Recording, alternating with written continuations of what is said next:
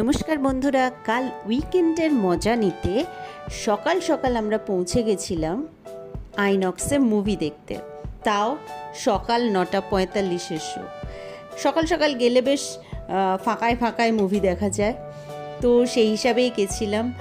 আর দীর্ঘ সময় ধরে ব্যাঙ্গালোরে থাকার কারণে বাংলা সিনেমা সেভাবে দেখা হয়নি হলে গিয়ে, তো অনেক বছর পর হলে গিয়ে বাংলা সিনেমা দেখলাম। আর কি সিনেমা দেখলাম দেখতেই পাচ্ছেন পোস্টার।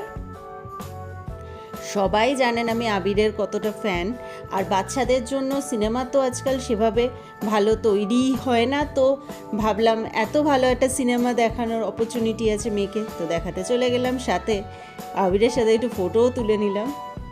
এই যে এসে গেছি আমরা, চলুন এবার মুভিটা দেখে নিই।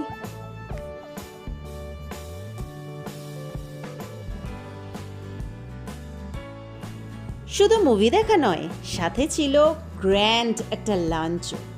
হ্যাঁ, যে স্টার মলে গেছিলাম সেখানেই মুভি দেখে তারই ওপরে এই ফুড কোর্টটা, তো সেখানে পৌঁছে গেছিলাম। আর কি কি ছিল সেই গ্র্যান্ড লাঞ্চে দেখাচ্ছি। প্রথমটাই শুরু করেছিলাম পনির টিক্কা দিয়ে।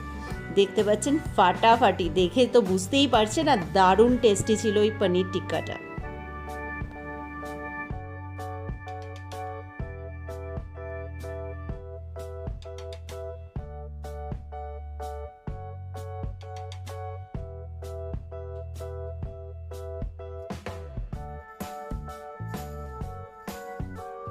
এইবার চলে আসি মেন কোর্সে। একটা প্রথমে নিয়েছিলাম চিকেন থালি, যেখানে দেখতে পাচ্ছেন পিস পোলাও ছিল, চিকেনের তো দেখতেই পাচ্ছেন কষা টাইপের। আচ্ছা, তারপর ডাল মাখানি ছিল, গুলাব জামুন ছিল, আর হ্যাঁ সাথে ছিল একটা তন্দুরি রুটি। তো এটাই ছিল এই থালিটা। ভীষণ টেস্টি খাবার ছিল, মানে অসাধারণ অসাধারণ টেস্ট। এরপর একটা মাটন বিরিয়ানি মেয়ের রিকোয়েস্টে নেওয়া হয়েছিল। বিরিয়ানি খেতে প্রচণ্ড ভালোবাসে আমার মেয়ে, তো সত্যি এটারও টেস্ট ফাটাফাটি ছিল।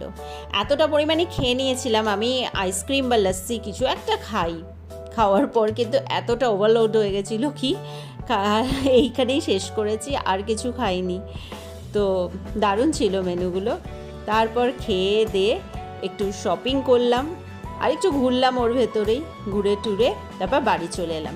আচ্ছা, শপিংয়ে একটা জিনিস বাড়িতে এসে দেখাই।